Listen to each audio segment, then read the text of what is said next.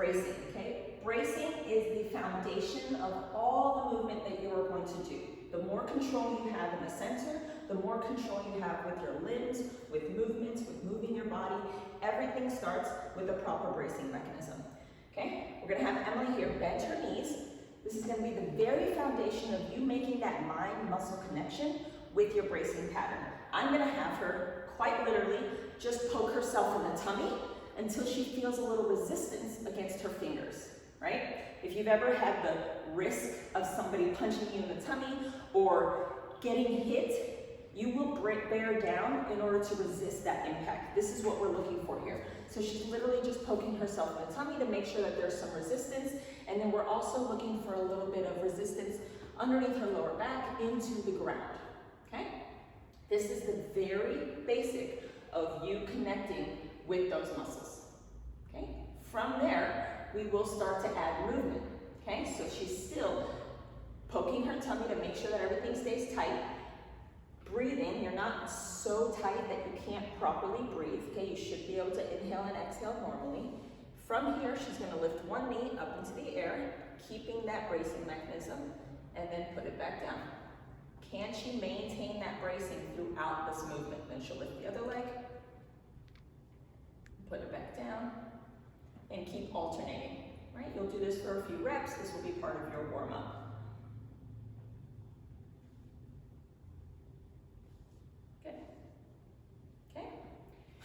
Lots of exercises can be used to develop strength in bracing.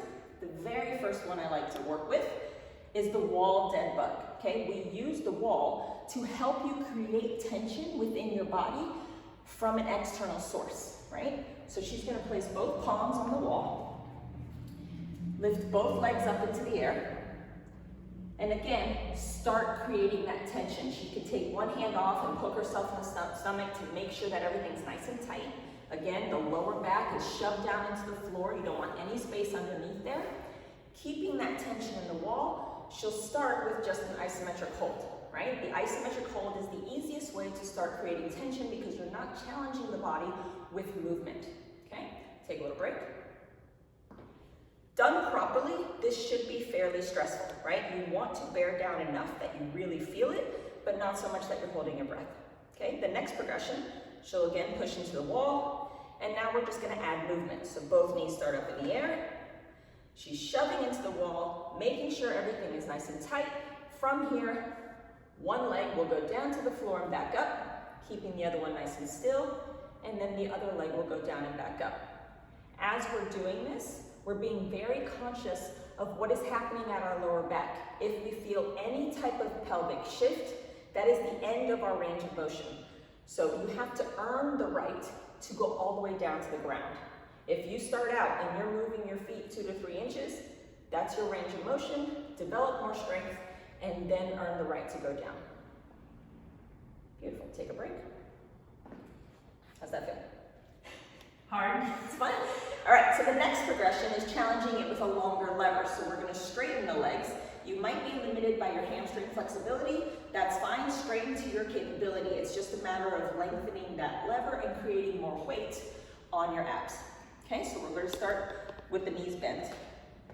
Good, pushing into the wall, both knees up, creating that tension. Now she's going to straighten her legs. We're starting from the top down so that we make sure that we're in the right position. From here, she'll drop one leg down. This will be a smaller range of motion than when you were doing with your knees because you want to really make sure that your lower back is not moving. Your pelvis is not shifting whatsoever. Take your time as you go down so that you can feel whether it shifts out of place. Moving too quickly does not allow you to feel that. Good. Beautiful. Again, still constant pressure into the wall. Nice. One leg or one side might feel a little easier than the other, or you might feel a clunking on one side as opposed to the other. Make sure you stay within a range of motion that you can fully control on both legs. Take a break. So that is the wall dead bug. From here, you have several progressions to dead bug. Another one I really like to use is the hand resisting against the knee in order to again provide some tension in the body and then from there, you move into your dead bug position. So Emily's gonna lift her left leg up in the air. Good. Her right hand is going to push against her knee. If I were to put my hand in between, she would be squishing my hand between her knee and her palm. Okay, so she's creating that tension. That starts to create tension in the body. From there, the other arm and leg are going to be up in the air. Good. This is your starting position. From there, the free hand and leg are going to go down and up. Nice and slow, so that you do not release this tension on the body. Go back up, or tension on the hand and the knee. So nice and slow, nothing else moves. Good, back up. Again, staying within a range of motion that you are not shifting on the floor. You're not getting any popping in the hips.